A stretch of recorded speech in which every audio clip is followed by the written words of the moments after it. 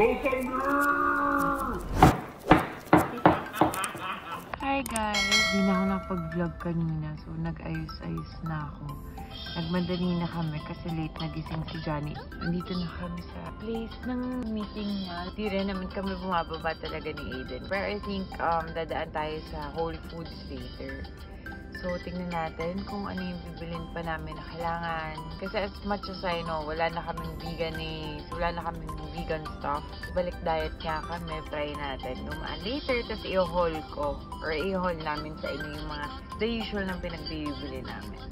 Hello, so we just finished work today. And we've decided to go to Whole Foods because we don't have any food left at home. Pardon the shades. I lost my shades too. So I'm using the wife shades. But definitely, we'll see you over there when we get to Whole Foods, yeah? Bye-bye!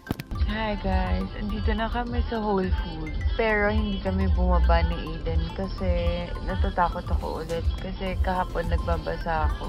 Sobrang dami rin ng baby na cases ng COVID dito. Lalo sa amin sa LA. Kaya sabi ko kanina, hey Johnny, baka pwedeng siya na lang yung bali. Tapos i-haul na lang namin sa bahay yung mga pinamili niya.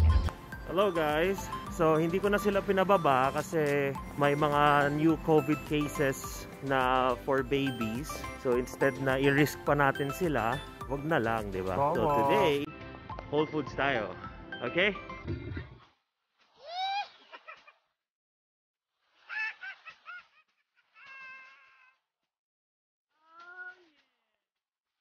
Hello! We're here sa vegetable aisles. Kukuha tayo ng mga broccoli, mga cabbages natin and everything. Tapos, after ng mga veggies, tingnan natin yung mga vegan products. Hindi naman kami vegan, pero kailangan natin magpaka-healthy kasi hindi na tayo bumabata. Kung puro putok-batok na lang yung kinakain, eh maaga ka mamamatay niyan, di ba? Yun yung ginagawa natin ngayon. Trying to stay healthy. See you guys later. Wow naman!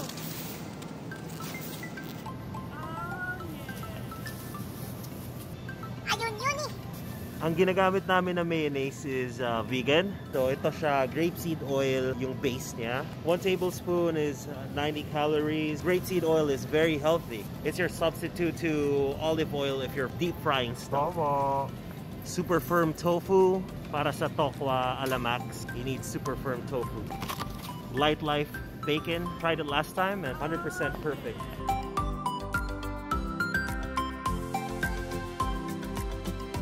Unfortunately, they don't have the Gardein chicken nuggets, which is the best.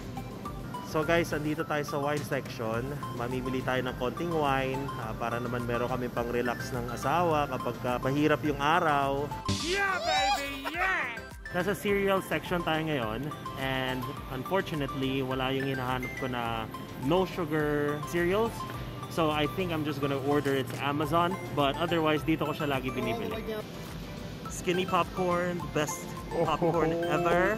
30 calories per cup. It's amazing. I've been hearing all this buzz about cashew milk. Let's test it out. Fresh mozzarella. So yung isa, binili ko yung mga malalaking mozzarella. Ito naman yung mga maliliit na bola. Suka. Vegan parmesan. This is something new. Almond milk ricotta. So let's test it out. Very big kami sa cheeses kasi mahilig kami sa pasta. So kapag cheat meal or cheat day or something, gumagawa kami ng pasta, ginagamit namin yung mga cheeses na hindi vegan, kaya meron kaming stock. But on normal days, naka-vegan cheeses kami para hindi naman masyadong madugo. And you cannot not want some pastries from Whole Foods. So my favorite is the tiramisu. So we'll get one for the wife as well.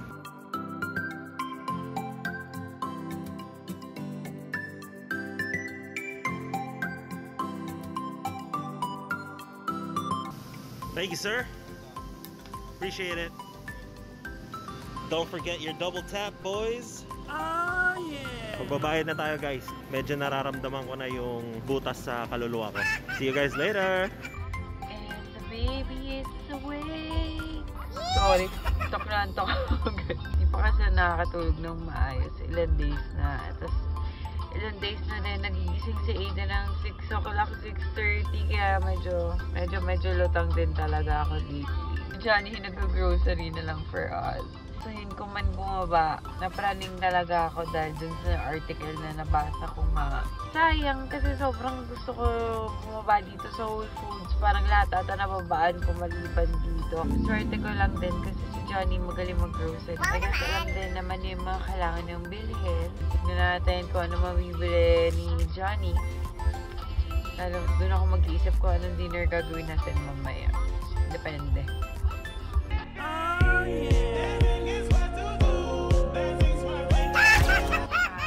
Finally, halos 1 hour ata nag-grocery yung daddy natin. OMG! 1 hour tayo iniwan ni daddy dito, no? Ayan na siya, guys. Kita na yung video natin. AD! Hi! Nako, siya nag-ayos ng groceries namin today, guys. Thank you! Thank you po!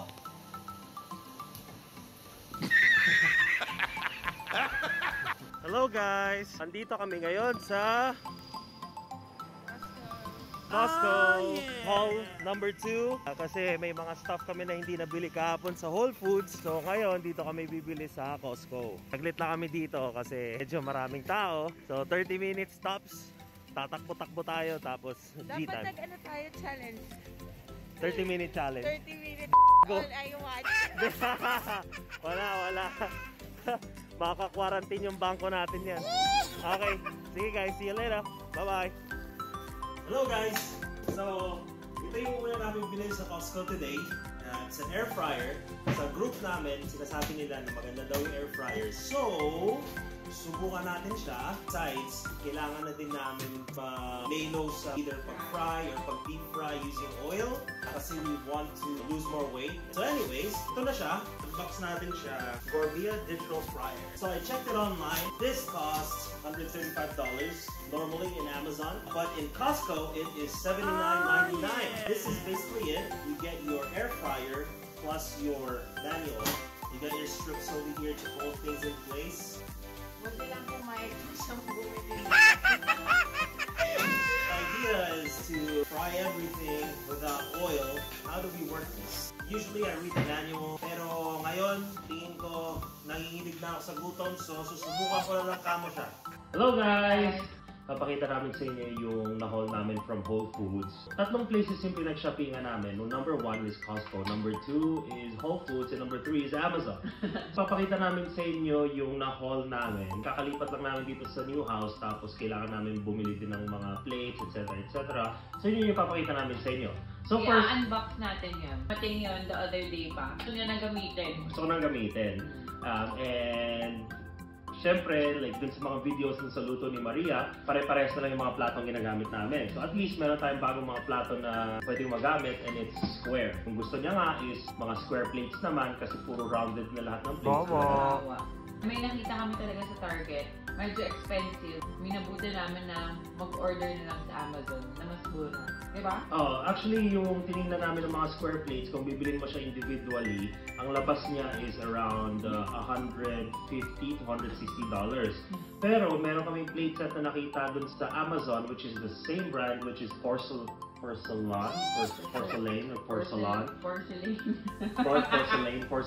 whatever. It cost $75. So parang 50% yung savings na nandun sa Amazon. Amazon boy din kasi ako. Kumbaga sa Pilipinas may Lazada girl or boy sa Amazon naman. Sobrang Amazon. So pupunta tayong Target. Tapos nakita ko, uy, ano? Lahat talagang Tingnan ko nga sa Amazon mura. pag may kailangan kami, Amazon. Amazon. Kulang na pa yung toothpaste, Amazon na. Anyway, ito na, mag-umpisa tayo with the grocery haul natin. Yung ginawa namin sa Whole Foods is usually organic stuff and vegan stuff. Ito yung every 2 weeks namin haul para... Yung mga favorites namin talaga. Kasi 5 days out of a week, vegetarian kami. Tapos 2 days, weekends. Kumakain kami ng meat. Kumbaga cheat day namin. Cheat days. Kasi 2 days yun. Talagang pag Saturdays and Sundays or Friday, Saturday, ganyan. Kakain kami, bibili kami siomai, steak, mga ganon. Pero mostly like 5 days in a week. Ito talaga yung mga kinakain namin. So like nagiging creative lang kami kung paano namin lulutuin. Yung burger. burger lang ba talaga or gagawin namin burger steak, yung mga ganun. Ngayon, papakita namin sa inyo yung mga kinukuha namin. And marami na kami nasubukan and ito so far yung pinaka-best na brand. Yung brand na to is Gardein and halos lahat talaga ng products nila is perfect. So, ang available sa Philippines na usual na nabibili ninyo sa mga vegan stores is yung corn. Yeah, definitely, it's also good. It's not the best. Pero mas masarap si Gardein. Mas masarap si Gardein. Mas malasa. So ito, isa sa mga favorites namin to, yung crispy tenders. Parang ano lang siya, chicken fingers, di ba? Oh, parang chicken fingers. Yeah. Tapos, lalagay mo lang sa air fryer na binili na na meron na kami. So, air fryer. At saka, pero usually ginagamit talaga namin oven. Hindi kami nag-use ng microwave that much for the food. Kailangan oven talaga. Now, meron na kaming air fryer. So, yun yung gagamitin namin most of the time. So, ito, talagang super staple namin to, yung crispy tenders. And marami kaming binili na ganito. Next would be ito. Well, niluto na namin to kagabi. Spaghetti, quesadillas, everything that has to do with ground meat. Ito yung ginagamit namin. Gardein beefless ground. Meron din kaming ginamit before which is yung Beyond Meat. Pero hindi siya gaano kasarap. Di ba matigas lang? Yeah. Oh, matigas siya. For our bacon. Yan. Na-discover ni Mara. Masarap to, promise. Lasang bacon talaga. Mukha Lasang lang bacon. kasi may inano akong picture niyan sa Instagram ko. Parang dami nag-comment na, ano lasa, mukhang papel, mga ganun. Pero promise, lasang bacon talaga siya. Super, super sarap. Nakaka-addict. So then, pag medyo nagugutom ako sa gabi, Miniature corn dogs by Field Roast. Yeah. It's vegan. super sarap din. Super Kasi sarap din hindi mo siya. alam na vegan ng hotdog yung kinakain mo. Or ano, talagang lasa corn dog.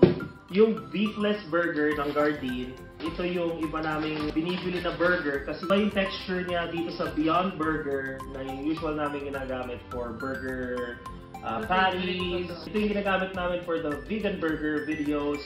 And ito yung ginagamit namin for burger steak, Jollibee burger steak kind of vegan feels.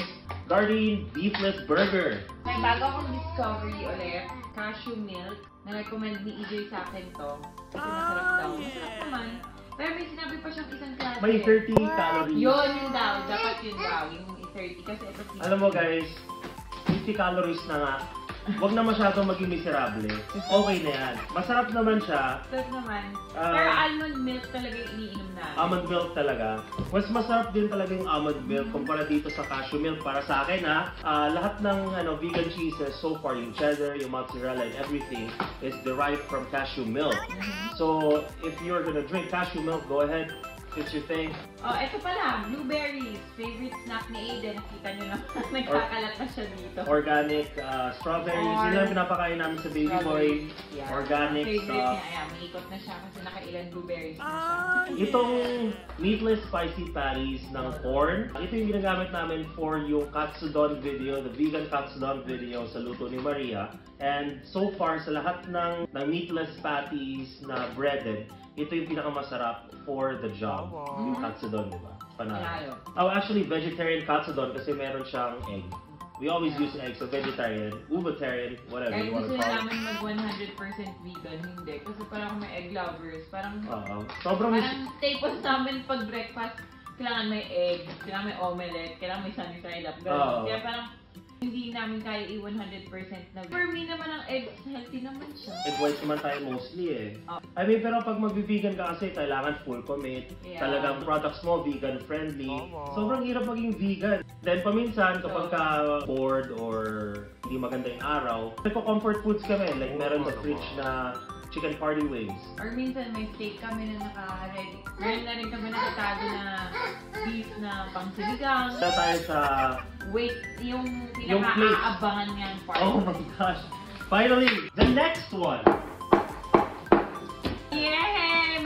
Ayan natin mo, try na talagang i-open yan. So sabi ko, wag, antayin natin mag-haul. So ito na yung square dining ware from Porlian. Fine porcelain. Alright, let's do this! Oh, palitan. Balikan na siya. Yes! Alright! Here we go, boys! Feeling ko, pag tumatanda ka na, ganito na talaga yung mga kailangan. I mean, yung nagpapasaya sa'yo. Oh, mga plates na... Plates, hindi na yung mga laruan o ano man. Kasi, Dishwasher. madumi pa. Anyway, Yes. wait. Dito Ayun, so. yung Booyah! Aiden. Okay, so we've got the square plates. Ito yung pang main dish. Nakakabitin to isa bowl. Bitin. Pero, Oy, kay Aiden oh. maganda. And ito pinapakita ni Aiden sa atin lahat. Yung saucer. Yung pang sauce. Parang kulang yung suka ko dito. Pero, Meron naman tayo yung mga rounded stuff eh. Ito pang specialty dinners lang naman. Huwag natin mag-square. And of course, platito. platito. Ganda, in fairness. Okay din. Yeah. Okay din, para iba na may ibang set. Pwede. Tsaka yung bowls. Okay naman yung bowl. It's a medium-sized one. Hindi siya pang Pilipino. Pang Japanese talaga siya. Pang Miso diet. soup. Pang diet. This will go to the dishwasher before we actually use it. Moving on to the next item, which is my favorite one, and I've been waiting for this for quite some time now. Guess what? It's a Doll Strong knife. 10-inch chef knife. Kapo ko pa tinitingnan to eh, pero gusto ko ipakita sa inyo. Mag-isa siyang So, ano dyan. It's a very, very nice knife. It is very balanced. Very balanced knife. No.